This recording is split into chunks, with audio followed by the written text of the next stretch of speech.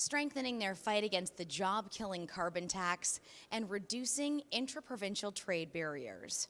Premier Ford and Saskatchewan Premier Scott Moe are joining forces to protect taxpayers in both provinces. People across Canada are challenging the Trudeau carbon tax. Premier Moe, Saskatchewan is no longer alone. Canadians will stand together to fight and beat the Trudeau carbon tax. The two premiers also discussed interprovincial trade, saying there is not enough action on free trade within Canada. They announced a memorandum of understanding to begin discussions on lowering interprovincial barriers.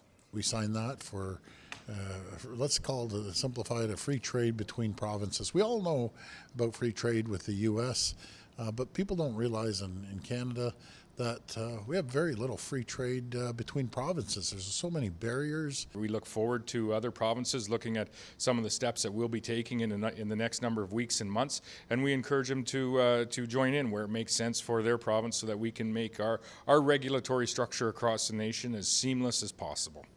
A new report by BMO finds interprovincial free trade would add nearly $50 billion to Canada's GDP.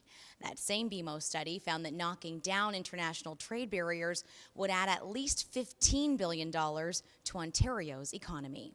So I think it's absolutely critical we start putting this deal together, start off with Saskatchewan, and I'm confident the rest of the provinces will hop on. They don't want to be left behind. For Ontario News Now, I'm Lindsay Vanstone.